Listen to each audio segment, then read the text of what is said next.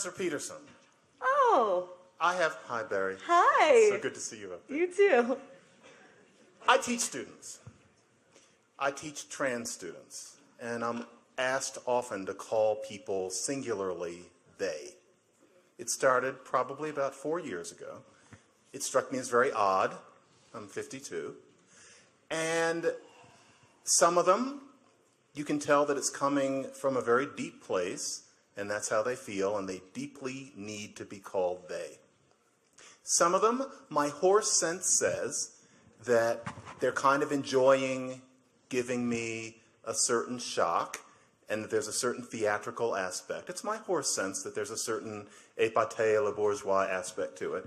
I kind of feel it, and I'm probably right. But I can't know. I'm a linguist, I'm a person, and my general feeling has been, whatever they ask, just go with it, and let's change our usage of the pronouns, because we have a lot to do. Now, what you said was interesting. You said that the way that you make the difference in deciding these cases is based on the fact that you have psychological training and you can tell. What I want to know is, for my own elucidation, and also because I think many of us wondered, but then it kind of went by, how do you know? Now, I want to specify, I'd rather you didn't recount the whole episode of how ridiculously you were treated amidst that whole controversy. Sure. Yeah. 3/4 of the room knows. I sympathize with you. I thought it was ridiculous. I want to know specifically, because I'm a linguist, you have psychological training. How would you know?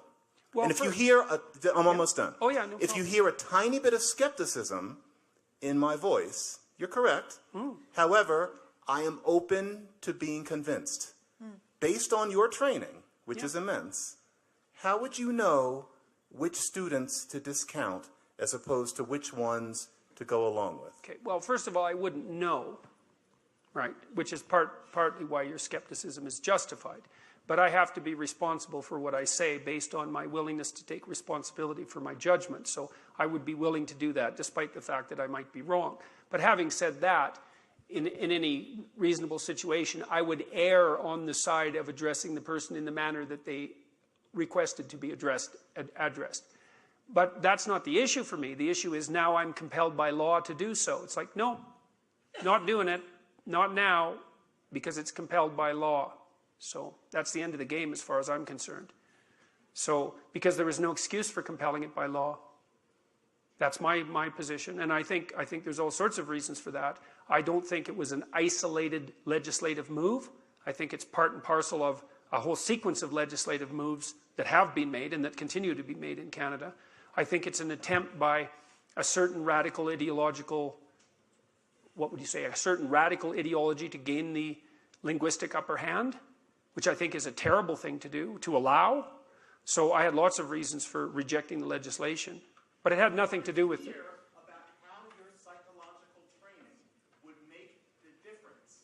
That's very interesting. We're talking about expertise here, and my ears pricked up when you talked about how there is a way of thinking that would allow us to decide. I know some of my No, there's a way of students- thinking that would allow me to decide for me. No, us to decide for us. Surely you have a larger mission than just what's going on in your own head, and I mean that. No, I had a perfectly straightforward mission, which was there's no damn way I was going to say those words when I was compelled to by law.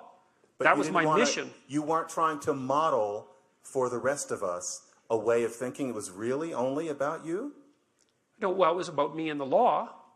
I thought the lawmakers had gone too far. They'd stepped out of their appropriate territory into the domain of linguistic freedom. And as far as I was concerned, I was going to put up with that.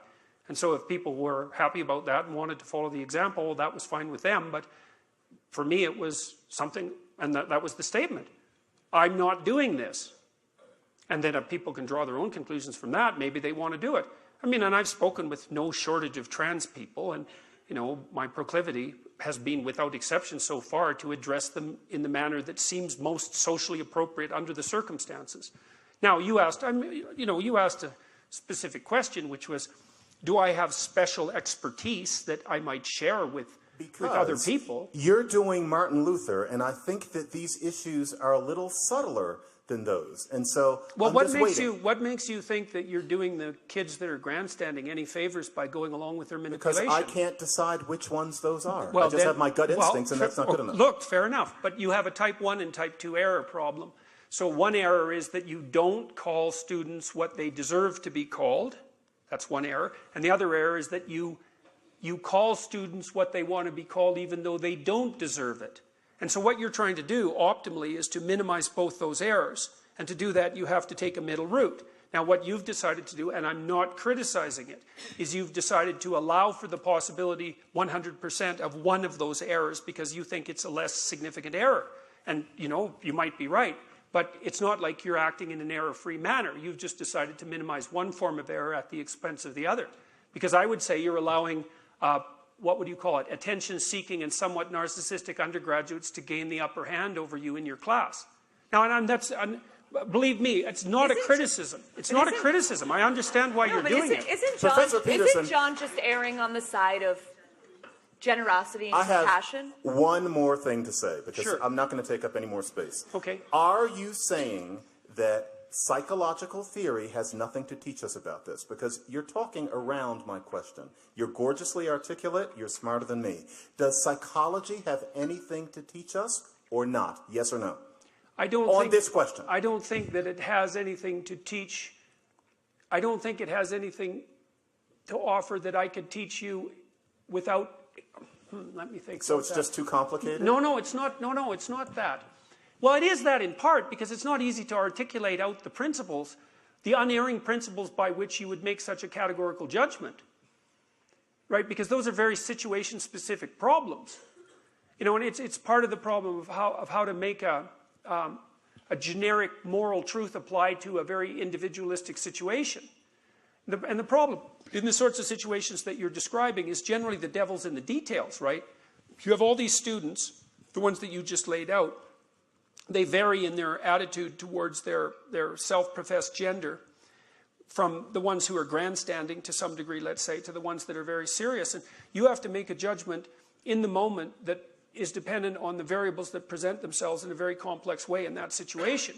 And I understand why you took the pathway that you took, and it's perfectly reasonable to do so. My point was that you don't minimize all the errors by doing so. It's fine. It's still a fine way of approaching. It isn't. My point was that because of my psychological acumen, I would say, that the experience that I've derived is that I would be comfortable in making the judgment and taking the consequential risk. I'm not saying I'd be correct. That's not the same thing at all. I'm willing to suffer the consequences of my error. That's not the same thing as being right. And so if I feel that a student is manipulating me, then I'm not going to go along with it. Now, I might be wrong about that and actually hurt someone who's genuinely asking for something that they need. But I'm also, what would you say, sensitive to the error of allowing manipulation to go unchecked. So, aha, you're back. No, John. Okay. And then there could be a 2-hour podcast about this on your wonderful podcast, which everyone should listen to. Everything you're saying is very well put, but it's awfully slippery. And I know you can do better. This is too slippery for me. Invite him on. Okay, hands. Here in the orange and pink scarf.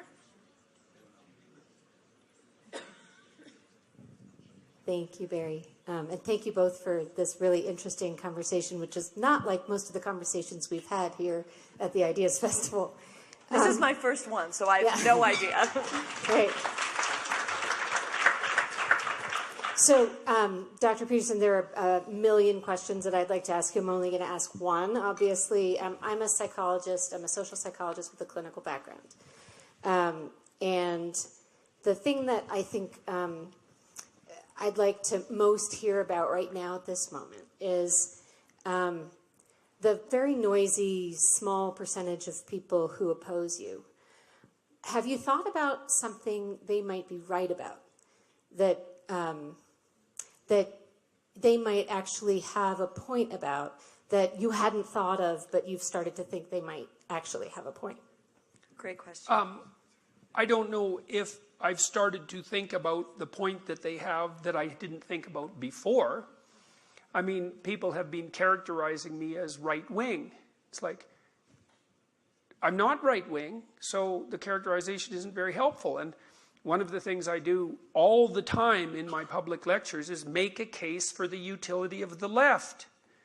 So and the case can be made quite rapidly. If you're going to pursue things of value in a social environment, you're going to produce a hierarchy. It's unavoidable, because some people are better at whatever it is that you value. And so when that lays itself out socially, it will produce a hierarchy. The hierarchy has a necessity if you're going to pursue the things of value, but it has a risk. The risk is that we'll ossify and become corrupt. That's risk number one. And risk number two is that when you produce the hierarchy, you're going to dispossess a number of people, because there'll be lots of people in the hierarchy who aren't good at it, and they'll be dispossessed. So you need a political voice for them. That's the left. So I make that case over and over. Now, what the right does is say, yeah, but we still need the hierarchy. It's like, yes, you still need the hierarchy. The reason we need the political dialogue is because we need the hierarchy and we can't let it get out of control. So the way to balance those two competing necessities isn't by only having the hierarchy or dissolving the hierarchy. You have to live with the tension. And the way, because the situation keeps shifting. So the way you live with the tension is by talking. You say, well, here's the current state. The hierarchy needs to be tweaked this much because it's getting too tyrannical and it's dispossessing too many people. So we need to tweak it so that it's not as corrupt and so that it's a little bit more open. And we have to talk about that all the time. And that's what the right and left, it's not the only thing they do, because they also talk about the necessity of borders. That's the other fundamental thing that they do. The dialogue has to continue so that we can have the hierarchies and utilize them as tools without allowing them to descend into tyranny. Okay, so I made a case. I made a case on the web. I did a talk at the University of British Columbia, a left-wing case for free speech, as if that's so difficult to make. I mean, that's the sort of case that was made until like 2014 or something like that. So the left-leaning types have all sorts of things that are correct to say. Now, the problem is, one of the problems of the left, but this is another thing that I talk about all the time in my public lectures, by the way, is we have a problem. We know how to put a box around the extremists on the right. Basically, we say, oh, you're making claims of ethnic or racial superiority. You're not part of the conversation anymore. What do we do on the left? Nothing. That's not good, because there's an issue. Can the left go too far? Yes. When? Oh, we don't know. Oh, that's not a very good answer. Now, you could say, well, then it's up to the moderate leftists to figure that out, so they can dissociate themselves from the radicals, and it is up to them, but that's actually not a very good answer. That's a warning, not a commentary on the utility of that. It's a warning that kind of suggests that there may be sort of fault in those who push progressivism too far. They will get a backlash. Some people, of course, see that as a bit of a permissive environment for bad behaviour. Well, people tend to confuse describing the likelihood of something with supporting the fact that it exists. And I'm describing the likelihood of something, not supporting the fact that it exists. If you push too far on the left, you're going to get a backlash on the right. That's how things work. And this is just a derivation of that as far as I'm concerned. How does that work in the context of domestic violence? Oh, I don't think it's applicable in the context of domestic violence at all. I think those things are completely separate issues. I mean, you were mentioning to me just as we were chatting. And I was speaking only politically with regards to the backlash. That was a comment on political backlash. It had nothing to do with domestic violence. That's a whole different issue. But violence often pops up in your work as something you think drives things. That I think you've said in relations between men are regulated by a background threat of force, and in a sense that's why men have difficulty with women. Is it really so? No, that's why men have difficulty with women who are completely out of control. But who should control women? Well, other women themselves, men, society, just like everyone is controlled. I mean, you're controlled by society, I'm controlled by society, and thank God for that.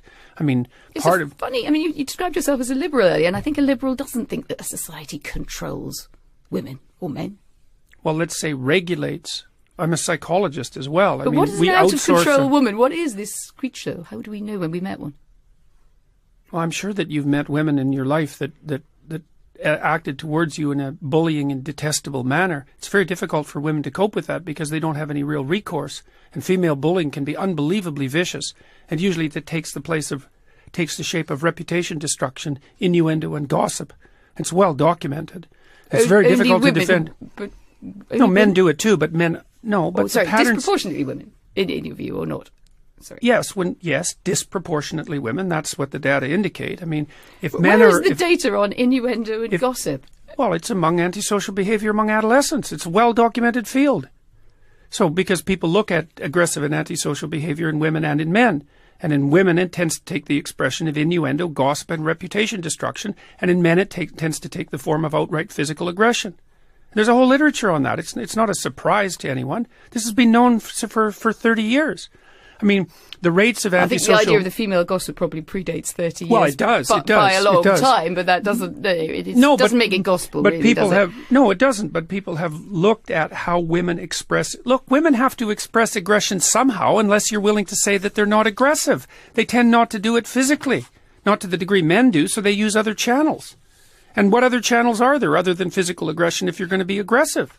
Well, you go after people verbally. You go after them with innuendo and gossip and reputation destruction. And that's how it works. And just to be clear, that you think that's predominantly a female modus operandi? It isn't that I think that. Well, it's that the clinical literature indicates that. It isn't that I think it. Well, I'm not interviewing the clinical literature. I'm interviewing you. What do you think? Well, I'm a psychologist and a scientist, and I tend scientist. to base my opinions on what I've read in the broad, relevant clinical literature. I'm not making this stuff up. I studied antisocial behavior for like 15 years. I'm actually quite an expert on it. And so we know that men are more likely to look at it this way. All right. Women are much more likely to try to commit suicide. And men are much more likely to kill themselves. And the reason for that is that men use lethal force and women don't. Now that's a big difference. Okay, so then you say, well, women manifest aggression towards themselves and to others, but they don't use lethal force. They don't use physical force the same way men do. So they have to do it some other way. Why do they have to do something some other way? Because you can take people your are Hobbesian aggressive. war against, so you're basically a Hobbesian. Like No, war I'm of all and against half, all. half and half. Half Hobbes, half Rousseau. That's why I'm not an ideologue. Because I don't think that people are good or evil. I think they're both. I don't think that culture is security or tyranny. I think it's both. And I don't think that nature is benevolence or catastrophe. I think it's both. And that's why I'm not an ideologue. Is it your position, Melanie, that we've gone too far in accommodating people who feel their gender identity and their biological sex don't match? Well, I think that anyone who is in a situation of gender confusion should, merit sympathy and understanding. But I also think that we've got ourselves into a situation where there is a body of pressure behind the cause associated with transgender issues, which seeks to basically write biological sex out of the script altogether, to basically say that if I were to say I am a woman, that is somehow causing offence to somebody who is in a state of gender confusion. Now, I think that is not only absurd, and is not only sort of draconian and even totalitarian, but it is denying me my right to say what I am, which is a woman. Do you think that is what's happening? I don't think that is what's happening. I think what's happening, it's all about equality. It's all about recognising that some people self-identify as a different gender and they should be given the opportunity to do that.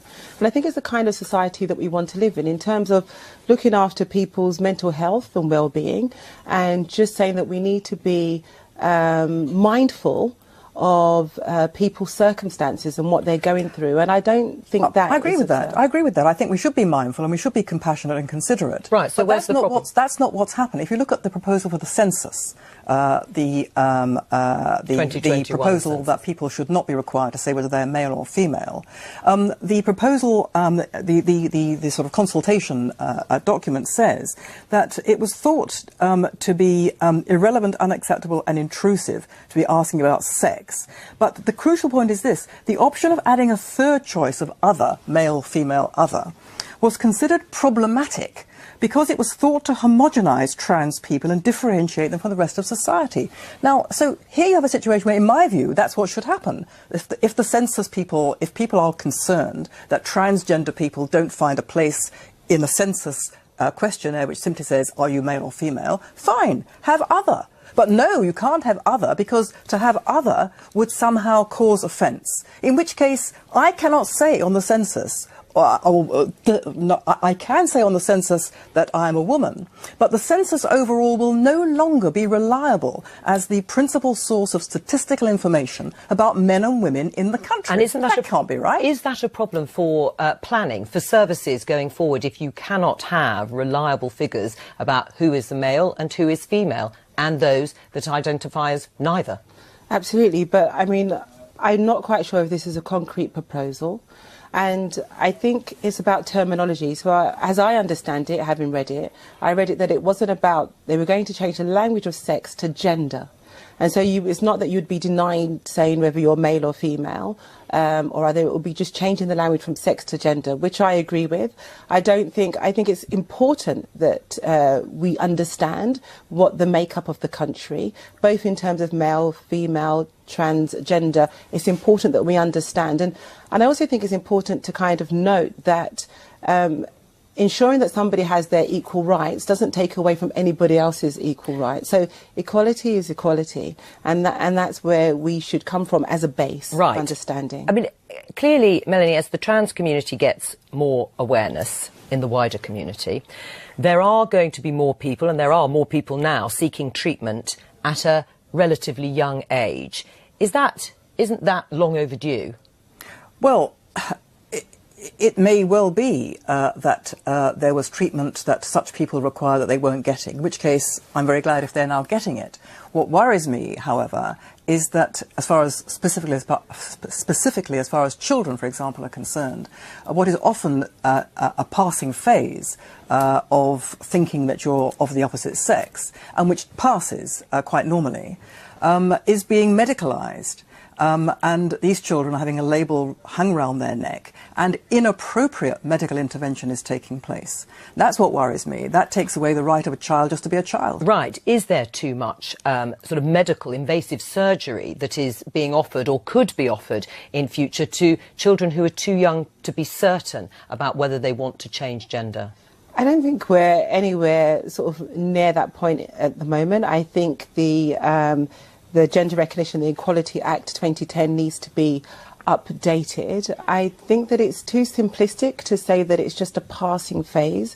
And as I said, I think we have to be mindful in regards to how people feel and the journey that they're going through in terms of their sexuality, and how we talk about it, how we address those situations has to be done with care and compassion every time we have a conversation about it. Right. So, do you think people who are uncomfortable with or sceptical about this issue, who may say it is a passing phase or there's just too much noise around transgender or gender issues in general, do you think some of that is transphobic in your mind?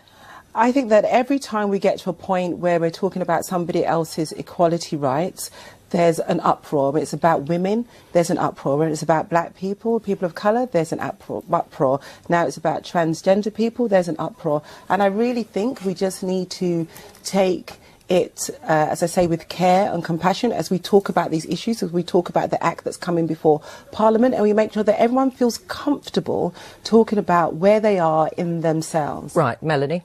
Well, the only people who won't feel comfortable are people who are likely to be called transphobic if they say they are men or women. And if they say that certain people are men or women, if somebody gives birth, it's not a pregnant person, it's a pregnant woman. That person who says it's a pregnant woman is likely to be called transphobic, and as we saw with the case of Germaine Greer, is likely to be howled off the stage. This is a weapon for a very authoritarian, very intolerant set of attitudes masquerading as compassion.